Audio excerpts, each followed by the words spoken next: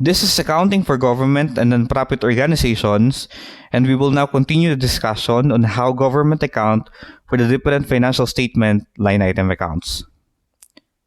On the previous discussion files, you have learned about the differences between government accounting and accounting for business. And it was emphasized that most of the principles adopted in the GAM for NGAs are actually similar to the principles in the PFRS.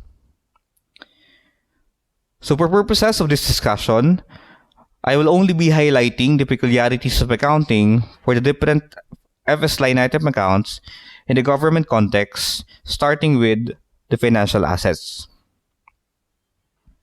The following will be the learning objectives for this discussion. For you to be able to define a financial asset and give specific examples. For you to be able to learn how to account for cash and cash equivalents, for receivables, and for investments. Let us begin with knowing what financial instrument and what financial asset are. As provided in PPSAS 28.9, financial instrument is any contract that gives rise to both a financial asset of one entity and a financial liability or equity instrument of another entity. This financial asset may take the form of a cash, an equity instrument of another entity, a contractual right to receive cash or another financial asset from another entity, a contractual right to exchange financial instruments with another entity under conditions that are potentially favorable, or a contract that will or may be settled in the entity's own equity instruments. Specific examples of financial assets are the following: cash and cash equivalents, receivables, investment in equity and debt securities, and derivative assets. For initial recognition, PPSAS 29.16 provides that a financial asset is recognized when an entity becomes a party to the contractual provisions of the instrument. It is initially measured at fair value plus transaction costs, except for financial assets at fair value to surplus or deficit whose transaction costs are expensed. If you can take note, the same initial measurement is provided for financial asset in PFRS 9. And when we say transaction cost, these are incremental costs that are directly attributable to the acquisition, to the issue, to the disposal of a financial instrument. And this may include fees and commission paid to agents, advisors, brokers, and dealers, and levies by regulatory agencies and securities exchanges, and transfer taxes and duties. Cash. Cash comprises cash on hand, which may include undeposited cash collections and other cash items awaiting deposit, such as customer checks, manager checks, and money order. It also comprises cash in bank, which may include demand deposit or checking account and savings deposit. And cash in treasury accounts, which are the amount of collections by the government agency remitted to the Bureau of Treasury under General Fund, either directly through authorized agent banks or yung AABs, and authorized government depository banks or yung AGDBs. Let us now proceed on the accounting for unreleased and canceled checks. Unreleased checks are drawn or are checks drawn but not yet given to the payees as of the end of the period.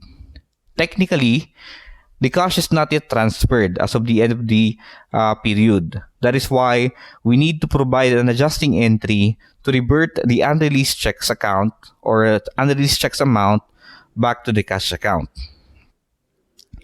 The corresponding entry to be made is a debit to cash in bank local currency account and a credit to accounts payable to set up the obligation to pay. But you must take note that unreleased checks are not physically cancelled, and that the adjusting entries made at the end of the period is reversed at the start of the following year to recognize the availability of the check for released. Also, it is to be emphasized that this procedure of adjustment for unreleased check does not apply to cash modified disbursement system account or yung cash MDS account, because there is no actual cash with the government servicing bank. If you could recall in the previous discussion file, any unused NCA at the end of the period is reverted back to the national government. And therefore, yung balance ng cash modified disbursement system account at the end of the accounting period is zeroed out. Okay? So, ito yung tinatawag din natin na lapsing. So, in short, the adjustment for unreleased checks is applicable lang for commercial cash and bank accounts. On the other hand, in accounting for canceled checks, the adjusting entry will depend on the type of checks issued and the period of issuance. But first, let us identify when do we cancel checks. Checks are canceled when they become stale. Ibig sabihin, hindi na in cash ang check within certain period. The normal banking practice is 6 months. Pero currently, as per actual experience, dapat ma-in cash ang check within 3 months. Otherwise, it will be considered stale. In addition, checks are also cancelled when they become voided or spoiled, which means nagkaroon ng defect doon sa physical instrument. So, paano yung ating adjustment with cancelled checks? For MDS checks, if the check pertains to the current year, the entry is simply to revert the check back to the cash account. However, if the related check was issued from the prior period, then the accumulated surplus deficit account is debited. This is again for the reason that the cash MDS account is zeroed out at the end of each period. For cancelled commercial checks naman, the cash in bank local currency current account is debited for both checks issued from the current year and from the prior period. Petty Cash Fund. Chapter 6, Section 2 of GAM for NGAs provides that Petty Cash Fund refers to the amount granted to duly designated petty cash custodian for payment of authorized petty or miscellaneous expenses which cannot be conveniently paid through checks or authority to debit account or yung ADA. Allow me to highlight some of the guidelines related to the Petty Cash Fund. The Petty Cash Fund of a government entity is maintained using the IMPRES system. The approved amount should be sufficient to defray recurring petty expenses for 1 month. It should not be used to pay disbursements exceeding 15,000 per transaction. And it should be replenished as soon as the disbursements reach at least 75% or as needed. You are provided an example in a reference book on how to account for the establishment, for the replenishment, and for the closing of a petty cash fund account. For this discussion, we'll focus na lang on the accounting for cash shortage or overage. In accounting for shortage or overage, it is important to note the following principle. Responsibility and accountability over petty cash fund rests upon the petty cash custodian. This means that he or she is liable for any shortage, while any cash overage that he cannot satisfactorily explain to the auditor is forfeited in favor of the government. For cash shortage, the entry is a debit to due from officers and employees account and a credit to advances for or to account.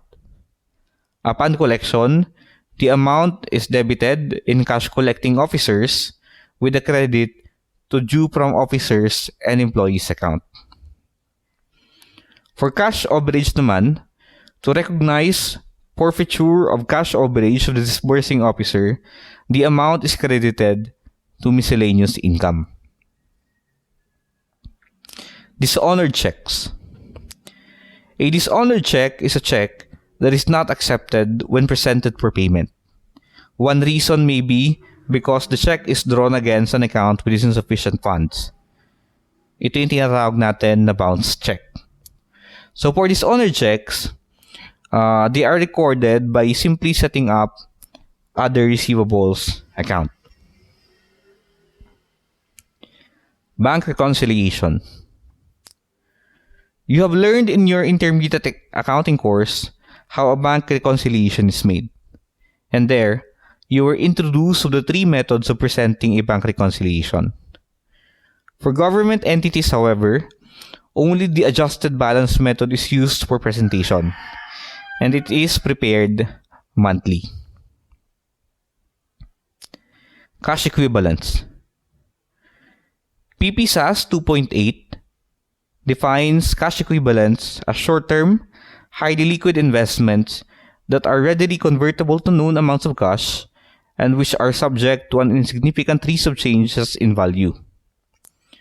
Only debt instruments acquired within 3 months before their scheduled maturity date can qualify as cash equivalents. Receivables.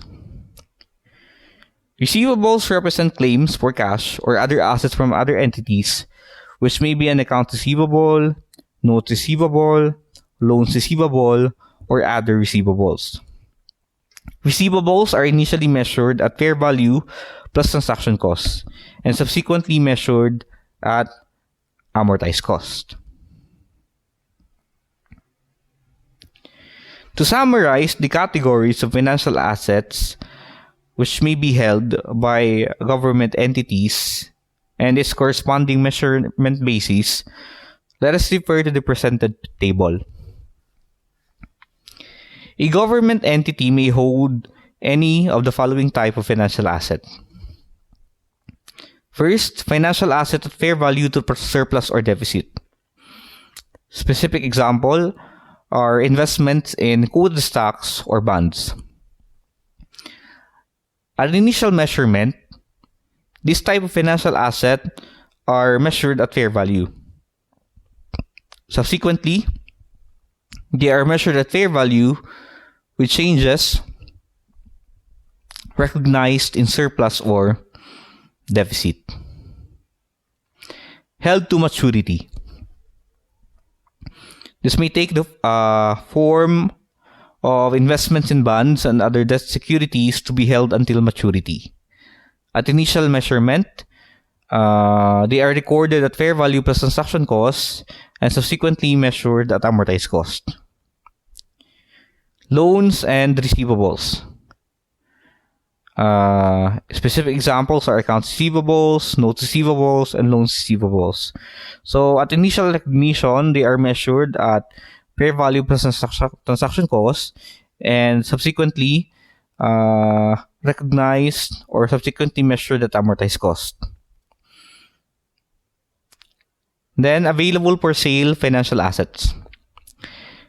Investment examples are investments in stocks or bonds not classified under yung first three type.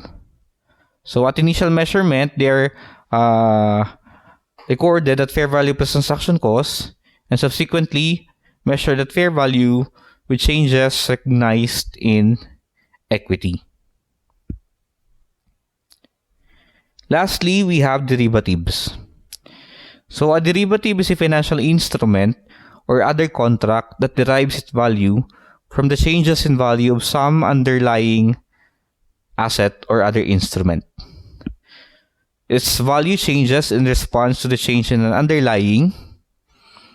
It requires no initial net investment or a very minimal initial net investment, and derivatives are to be settled at a future date.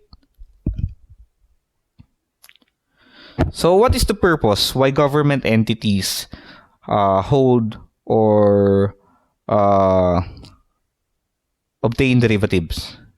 Okay, so the very purpose of derivatives is for risk management.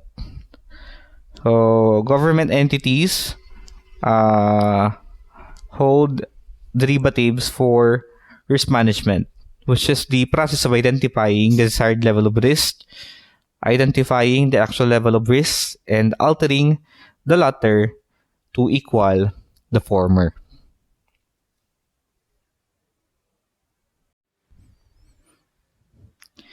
This is accounting for government and non-profit organizations.